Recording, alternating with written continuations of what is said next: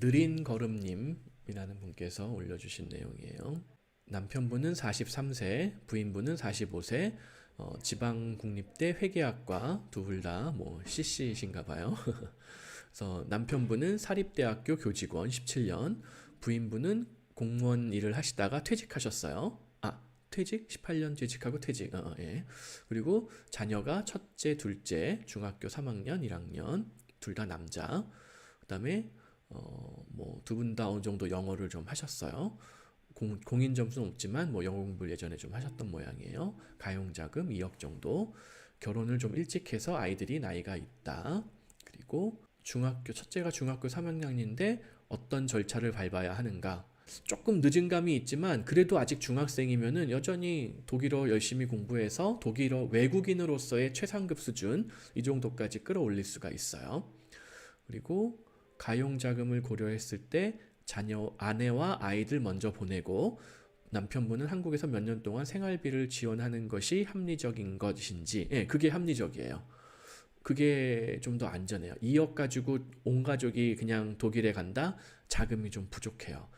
왜냐면은 계획대로 100% 된다는 보장이 없기 때문에 그 자금이 떨어지기 전에 뭐 아주 양질의 취업에 성공을 하던가 영주권을 확보하던가 해야 되는데 좀 애매하다는 거죠. 이런 경우에는 남편분이 한국에 남아 있고 부인하고 아이들만 먼저 독일에 가서 아이들 독일어 공부 시작하고 엄마 영주권 받고 아이들 또 남자아이들이니까 미성년자일 때 엄마를 따라 나가서 해외 거주를 시작을 했으면은 이거 자연스럽게 독일 영주권, 시민권 해결할 수가 있거든요. 그럼 독일 영주권, 시민권이 자연스럽게 해결된 아이들은 당연히 뭐 한국의 군대 문제도 역시 자연스럽게 해결이 되죠.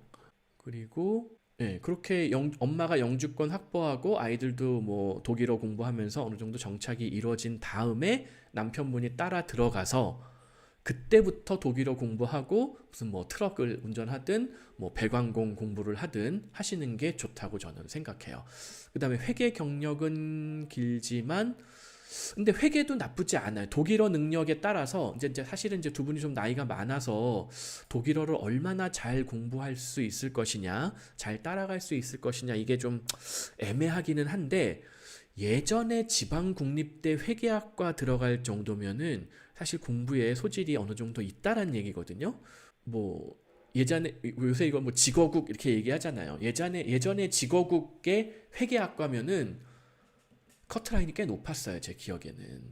요새는 어떤지 모르겠지만. 그러니까 공부에 두 분 다 굉장히 소질이 있기 때문에 독일어도 똑같아요.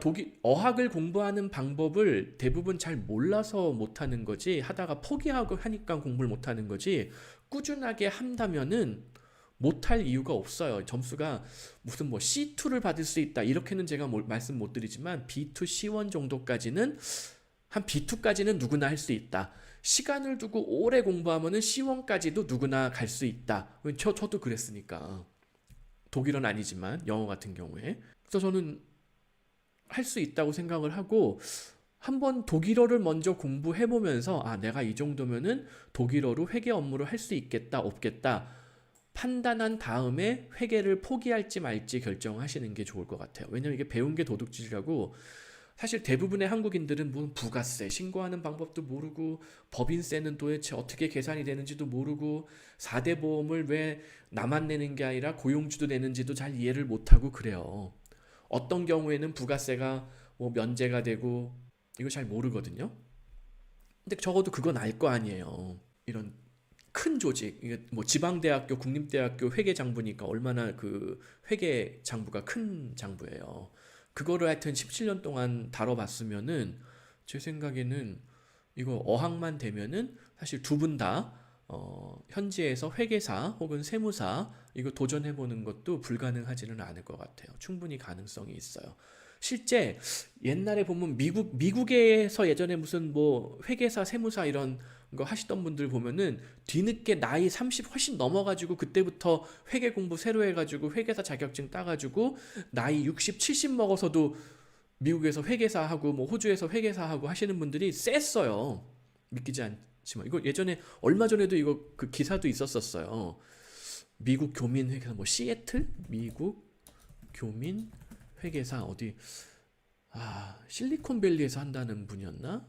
뭐 그런 기사 뉴스 같은 게 한번 여기 회계사가 된 교사 출신 뭐 이런 제가 이 기사를 언뜻 봤었던 기억이 나거든요. 이런 거 한번 읽어보세요.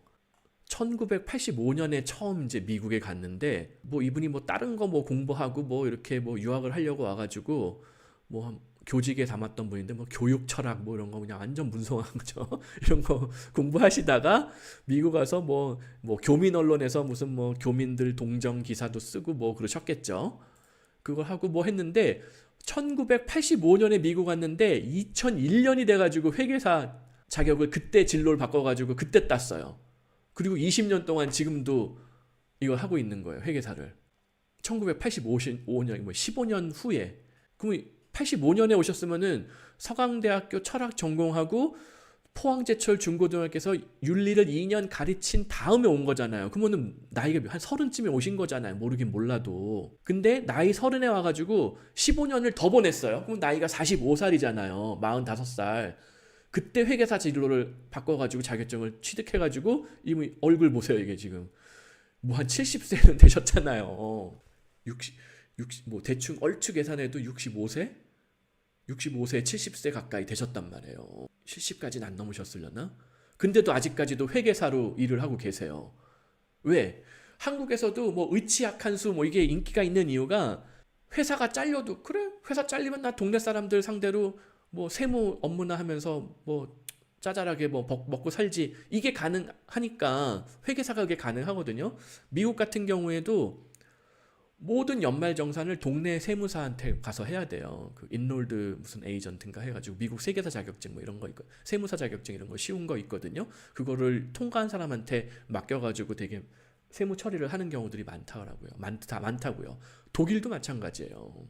그래서 저는 이분이 지금 딱 이 할아버지 나이잖아요. 2000년 당시에.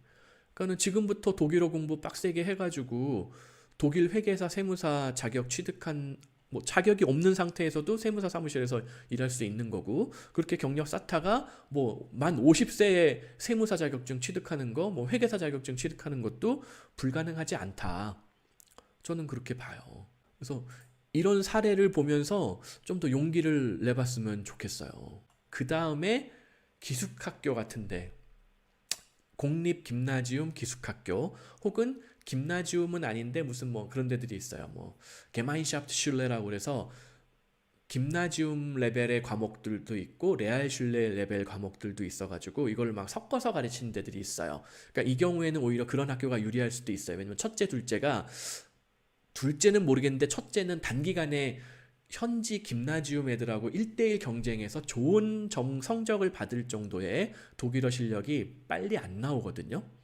그러니까 괜히 그런 김나지움 억지로 또 거기에 또 억지로 넣어달라고 해서 저희가 넣어드린 경우들도 있는데 결국에는 나중에 아비투어 점수가 뭐 1.9 이렇게 나오는 경우들이 많단 말이에요. 그래도 다들 9평호는 넘더라고요.